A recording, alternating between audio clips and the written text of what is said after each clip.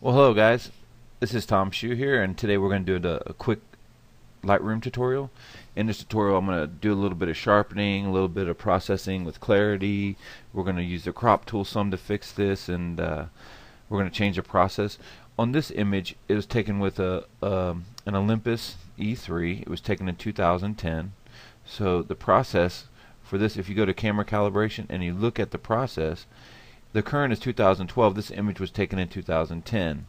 So it'll automatically prompt you to change the process to the most current one, because if you look at all of the clarity sliders and all that stuff, it's gone with respect to the new Lightroom 4.1. So you can click on the little explanation point, the warning, or you can just come down into the process and change it from 2010 to 2012. Now that reveals all of the new sliders that are available. And so let's start off with the crop. If we look in close, there's some cool information in here. I like the heat, and I like the pilot, and I like the detail in the wheels and stuff. So let's look at this angle. So if we hit the crop tool, a shortcut for the crop tool is the R key. So if you hit R, that brings up the crop tool. And if we wanted to change this horizon, since I was hand holding and I missed the proper framing, the horizon's off. If we hold down the control key is command key on Mac. It'll bring up the ruler. And if we grab this line, it will change the angle. So basically we know the buildings are going to be parallel to us. So I'm just going to draw a line parallel to the buildings and let go. Hit enter, and now we've straightened out the image. So the next thing we want to do is I want to crop in tight on this image, because I want to see the heat coming off that plane. So I want to bring it in pretty tight. Okay, for cropping, I'll make this duct is the area of interest on the image. So we'll press enter and we'll bring in that, so we can see this heat coming off. Maybe I'm going to open up just a hair, just to get all of that heat into the frame. Okay, so that's better. And actually there's a little bit more back there, but that's okay. So let's look at exposure. The exposure itself, it looks like it could be a little underexposed, but if we continue to increase the exposure, what's going to happen is we're going to blow the sky out even more. So I don't want to do that. So let's look at our black point. So if you hold the Alt key down and grab your black slider, this is a clipping mask. Anything in black shows you where you're clipping your shadow. So if we bring this down, you notice that all of it's black. And over here is a preview of what the image is going to look like. Well, we don't want this to happen. So let's bring it up, and where, if we zoom in on the image, where in the image should we be seeing black? And black should be in the tire area, maybe up in this area, and maybe some of the shadows on this black thing over here, and maybe some of the shadows inside this building, and possibly some shadows inside the mountain, but probably not so in the mountain. So we'll look for this in our clipping mask. So if we hold the Alt key down in our black and we drag it over, we now know that we've got some of that detail inside that black inside the vent and on the tire. Okay, so we've basically set our black point. And let's look at our white point. What should be white in the image? It appears to me that this front nose wheel gear should be white, and the 46 in that sign is white. So let's make those white. So if we grab the Alt key and we grab our white slider, we can see that nose wheel gear is starting to turn white on us. And let's bring it up till we see the 46. Okay, so now that 46 is white. So we set our black point and our white point. So we'll go into the shadows, and if we need to look at clipping in the shadow area, we'll hold the Alt key again. And do we need to add more shadow detail? I don't think we do. So we're going to back that off because we've set our black point already. So we don't need to add more shadows. So let's go up into the highlight area, the same. Do we need to make it more white in our highlight areas? No, we don't. So we're going to hold our Alt key and we'll grab the slider and we'll back this off until that 46 and stuff goes away, and because we've already set a white point, we don't need to continue to add more. Alright, so that image looks pretty good, although I think that I want a little bit more saturation in this blue and maybe some more in the sky. However, I don't want to grab the saturation slider and bring it over, so this is where vibrance will bring you in. So let's bring this into 1:1, and let's look at this nose, and let's look at what happens to the blue. If we bring it over too much, that's not how the airplane looked. Double click on that vibrance, and if we bring this up just to maybe 10 or 12, that'll help bring out some of that blue. Also, if we bring up the clarity slider some, we can start to see the man in the canopy is starts to pop out, and some of this detail down in here starts to show better. So we'll double click clarity, and we'll bring it back over to 10 or 12 and take a peek. Okay, I like the way that looks.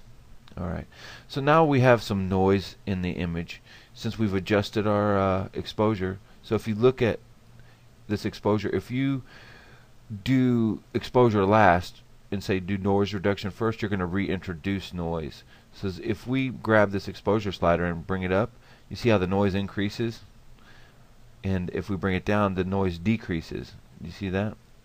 So we'll double click that exposure slider, and we didn't move it because we set based on black and white points. So now we've adjusted the exposure. Let's go down to the detail slider, and in the detail slider we'll look at the noise reduction slider. We'll bring this up just a hair just to open it up. Okay, so we always want to look at this stuff at 1:1. So in a detail, you can bring this over, and that's like kind of a micro contrast in the noise areas, and this is more contrast. So I'll just bring this noise slider up till I lose the noise in this area in the blue without making the image too soft. Okay, so now I've pretty much dealt with the noise in this image. So let's look at the color slider for noise. We'll bring it up just until we start to see this noise go away down in here. I don't know if you can see that or not, but I can see. Let me bring it up to maybe a 3:1 or 2:1. Okay, so there's 3:1, and you can see that there's some color noise in there. So if we turn it down, you can see it starts to get really red and blotchy. So let's bring this color slider up until that's gone. Okay, the trick is looking at this stuff close up at the pixel level, so you don't overdo it. You want to bring it right up to where it's just enough to make the change that you want. Okay, so I'd say the detail slider, if you bring it up too much, it's going to reintroduce. So we bring it right about in this area, and now we've dealt with that.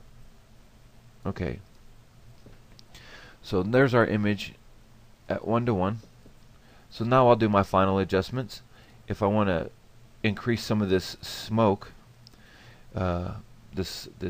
actually heat, and make it more visible in the scene, I'm going to grab my clarity adjustment brush. Okay, so we click on the adjustment brush, and we're going to drop it down, and we'll get the clarity slider. So we got the clarity slider, and we'll bring it at 0. And I like to, just so I know where I'm going, is I'll bring the exposure down to maybe 2 under, and I'll know exactly where I'm painting at this point. And we'll just double click that and bring it back to even. So let's bring this brush a little bit bigger. Okay, and I just want to bring in some of this this heat. So I'll paint over the airplane, quickly grab it all, and if you hold the space bar, you can move the image by clicking and dragging. So we'll go over to the edge of the frame, make our brush really big, and grab the rest of this. And again, this is just so I can see where I'm painting. Alright. Okay, so I've pretty much painted everything I want. Now, I want to take that adjustment brush off of the airplane. So if you hold down the Alt key, that brings you right to the eraser. Do you see the minus in there? Okay, and you can adjust that brush, how much the flow is. I want the flow to be 100%, and I want the feathering. There's feathering here. want it to feather just a little bit. So you can increase the size with the thumb wheel on your mouse. So I'm just going to take this off of the airplane. And if you mess up, hit Control Z, and that will undo.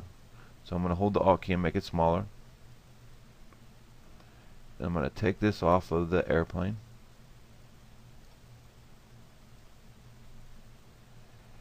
And if I have to go back in and touch it with the edge of the feather on the brush, I will.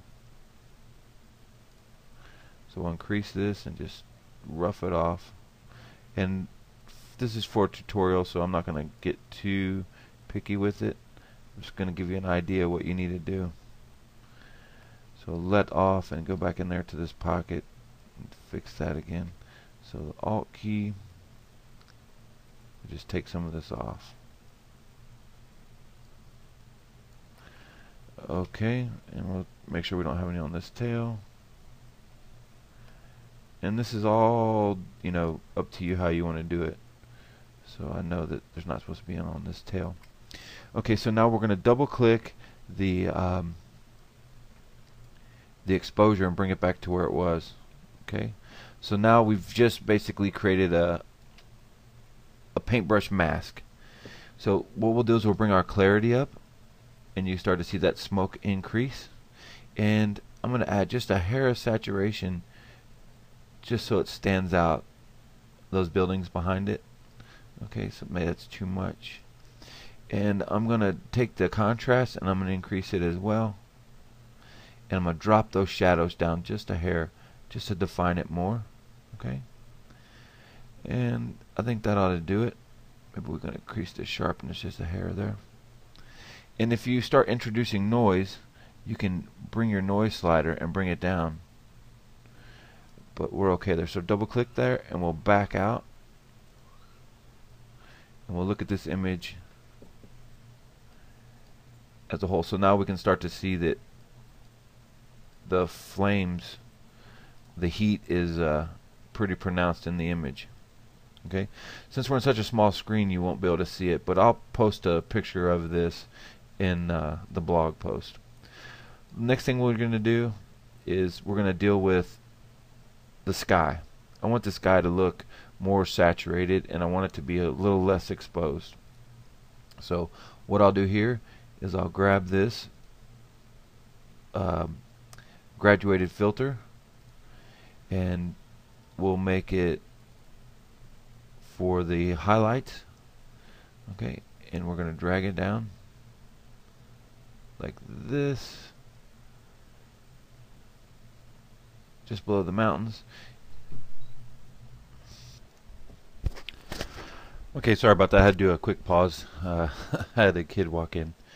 Anyways, so we're back here to this graduated filter, and we're going to bring these highlights down just a hair, and you can see that that gives us a slight change in the sky.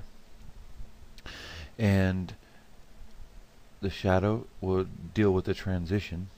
So let's bring these shadows down some, and I'm going to just bump the saturation just a hair on this sky.